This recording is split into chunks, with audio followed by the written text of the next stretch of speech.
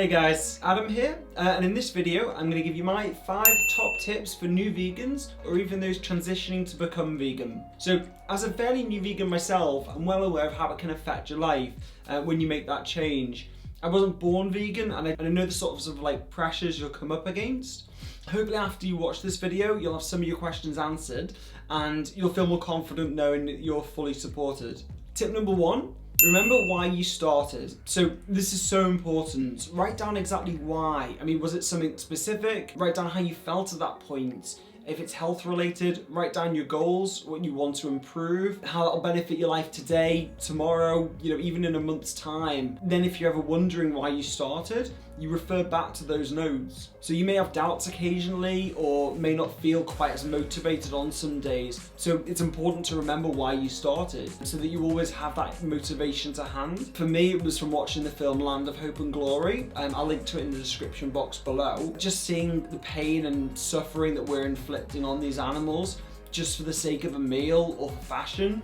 It's enough to make me never ever want to go back to my meat eating ways. So tip number 2 is to never stop learning and educating yourself. Whether you like it or not, you're an activist now because people will question why you've gone vegan. You'll occasionally be challenged and even judged, but that's okay. I mean, come to terms with that because whenever anyone in history has gone against the norm and what society dictates, they're challenged. It doesn't mean that society's right and you're wrong.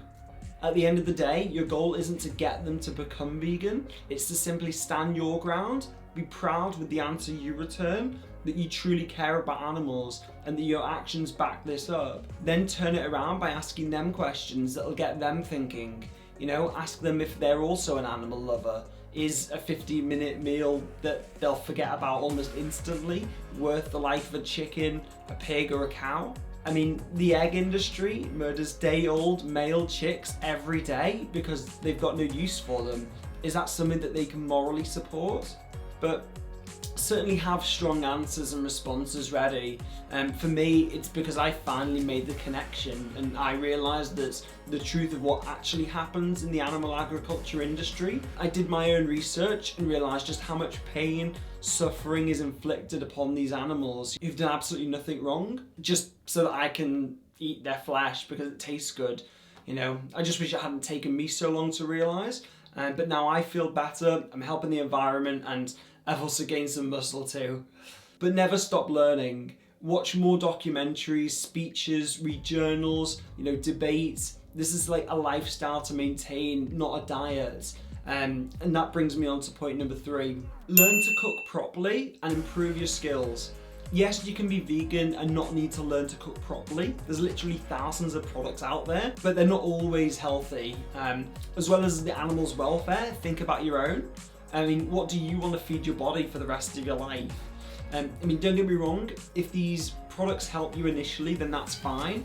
It's better to eat something than nothing, but your body's so valuable, so look after it. Start slow, introduce a new vegetable each week, and learn how to prepare and cook with it. Watch YouTube cooking videos. There's literally a video for every recipe you can possibly imagine. Also meat's expensive compared to fruit, vegetables, lentils, pasta, rice, beans. You're gonna save a lot of money. So point number 4 is to plan ahead. If you plan things in advance, you won't get as frustrated with different social situations. I mean, when it comes to meal planning, create a meal plan once a week. We do ours on a Sunday, then we list the ingredients that we need based on each recipe and then go shopping for them. So, the last thing you want to do is come home from work or college after a long day and try and figure out what you're actually going to make. Get an app like Evernote where you can type up the ingredients on a laptop and then you can sync it to your phone so that when you go to the supermarket, it's all there for you. Also plan your snacks so you don't get hungry between meals. It doesn't have to be a piece of fruit all the time, although fruit is always a good option.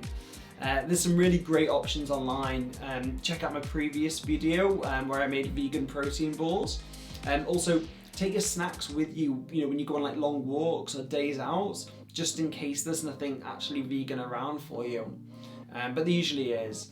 If you're going to go to a restaurant, check the menu online first or give them a call in advance just to see what vegan options are available. You know, veganism is becoming more and more popular every day, so it's really likely someone's already called up and asked about their menu. If you're going to go to like a friend's barbecue or dinner party, suggest preparing and bringing your own food so you don't add additional pressure on the host to maybe cook something different. Don't make an excuse and not turn up. It's a really great opportunity to show others like how exciting, nutritious and tasty plant-based food can really be. Finally, tip number 5 is to surround yourself with support. Appreciate and accept that not everyone will be on board with you becoming vegan, and that's okay. You know, we're all allowed to have different opinions, but don't ever feel alone with your choices. You know, you're not alone in this. Join a local vegan group on Facebook or Reddit.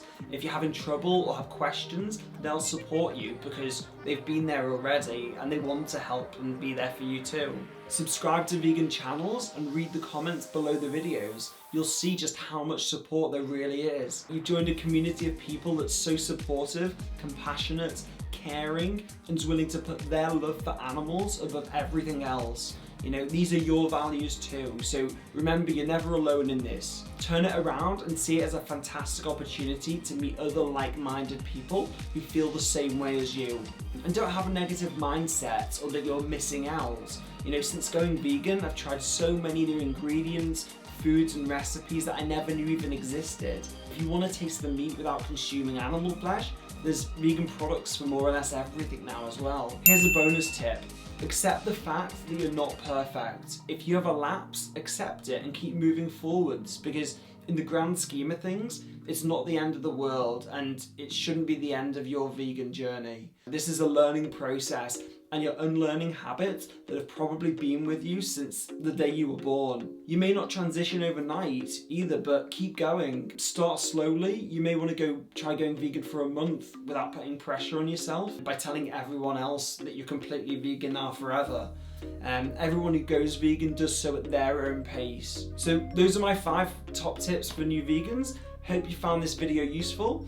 My goal with this channel is to help others realise just how well you can eat, live and thrive as a vegan. I've left a number of links in the description box below, you know, of where you can get further information and where to go to next. Also, let me know in the comments what tips you'd add, you know, if you've got questions on maybe becoming vegan. And also don't forget to subscribe so you'll get all of my videos, support and future plant-based recipes as well.